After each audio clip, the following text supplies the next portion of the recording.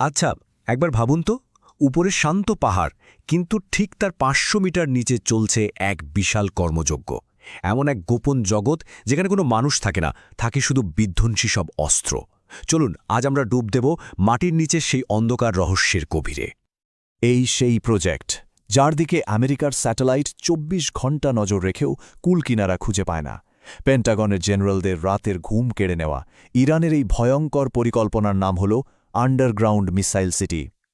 আজকের এই বিশ্লেষণে আমরা দেখব কিভাবে ইরান পাহাড়ের ভেতরে এই প্রায় দুর্ভেদ্য ঘাঁটিগুলো তৈরি করে ফেলল। তো এই মিসাইল সিটি জিনিসটা আসলে কি?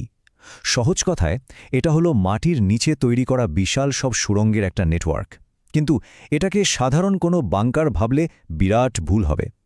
ইরান একে শহর বলছে কারণ এই টানেলগুলো এতটাই চওড়া যে এর ভেতর দিয়ে মিসাইল বহনকারী বড় বড় ট্রাক খুব সহজেই আসা যাওয়া করতে পারে। ২০১৫ সালে ইরান যখন প্রথমবার এই গোপন ঘাঁটির ভিডিও দেখায় তখন পুরো বিশ্ব চমকে গিয়েছিল। ইরানের দাবি তাদের প্রায় প্রত্যেকটা প্রদেশের পাহাড়ের নিচে এমন গোপন ঘাঁটি আছে। আর সম্প্রতি তারা ওঘা 44 বা ইগল 44 নামে একটা আন্ডারগ্রাউন্ড এয়ারবেসও দেখিয়েছে। ভাবা যায়, যেখান থেকে মাটির নিচ থেকেই যুদ্ধবিমান আর ড্রোন উঠতে পারে। আর এই শহরগুলোর সবচেয়ে বড় শক্তি হল এর গভীরতা। এগুলো মাটি থেকে প্রায় ৫৫০ মিটার, মানে প্রায় আধা কিলোমিটার গভীরে তৈরি।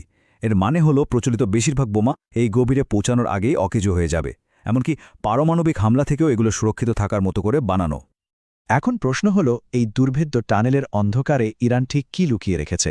চলুন একটু ভেতরে উকি দেওয়া যাক।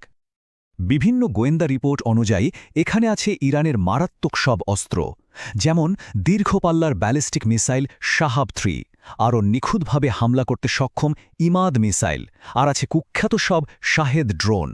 এক কথায় এই অস্ত্রগুলো দিয়ে এই অঞ্চলের যে কোনো জায়গায় হামলা করা সম্ভব, যা পুরো ক্ষমতার খেলাটাই পাল্টে দিতে পারে। তবে আসল ভয়ঙ্কর ব্যাপারটা কিন্তু শুধু অস্ত্রগুলো নয়, বরং এদের উৎক্ষেপণ করার পদ্ধতিটা। এটা সাধারণ কোনো লঞ্চার নয়, এটা এমন এক স্বয়ংক্রিয় ব্যবস্থা যা যে কোনো শত্রুকে হতভম্ব করে দেওয়ার জন্য যথেষ্ট। এটাকে বলা হয় অটোমেটেড রেল সিস্টেম। ব্যাপারটা অনেকটা স্টেশনে দাঁড়ানো ট্রেনের মতো। রেল লাইনের ওপর দিয়ে একের পর এক মিসাইল লঞ্চিং প্যাডে চলে আসে আর মুহূর্তের মধ্যে ফায়ার করা হয়। এর মানে হলো শত্রুপক্ষ কিছু বুঝে ওঠার আগেই তাদের ওপর বৃষ্টির মতো মিসাইল হামলা হতে থাকবে। কিন্তু একটা প্রশ্ন তো আসতেই পারে, তাই না? আমেরিকার বিখ্যাত বাংকার বাস্টার বোমার কি হবে?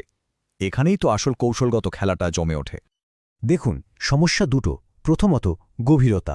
এই ঘাঁটিগুলো পাহাড়ের এত গভীরে যে সাধারণ বাংকার বাস্টার বোমা সেখানে পৌঁছাতেই পারে না।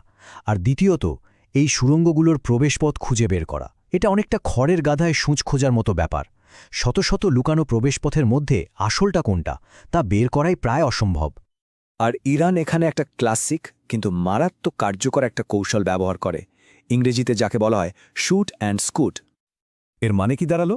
মানে হলো মাটির নিচ থেকে মিসাইলটা ছুঁড়েই লঞ্চারগুলো আবার সুড়ঙ্গের গভীরে মিলিয়ে যায়। ফলে যখন পাল্টা আক্রমণ করা হবে তখন টার্গেট করার মতো কোনো নির্দিষ্ট জায়গায় খুঁজে পাওয়া যাবে না।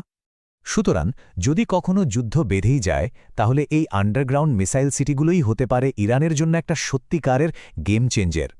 এটা এখন শুধু একটা অস্ত্রভাণ্ডার নয়, বরং ভূরাজনৈতিক ক্ষমতার এক নতুন প্রতীক হয়ে দাঁড়িয়েছে। এর মূল কৌশলগত গুরুত্ব হল সেকেন্ড স্ট্রাইক ক্যাপাবিলিটি নিশ্চিত করা। এর মানে হল, যদি ইরানের মাটির উপরের সমস্ত সামরিক ঘাঁটি ধ্বংসও করে দেওয়া হয়, তারপরেও এই গোপন শহরগুলো থেকে পাল্টা বিধ্বংসী হামলা চালানোর ক্ষমতা তাদের থাকবে। আর এই সক্ষমতাই যে কোনো যুদ্ধের হিসাব নিকাশ পুরোপুরি বদলে দেয়।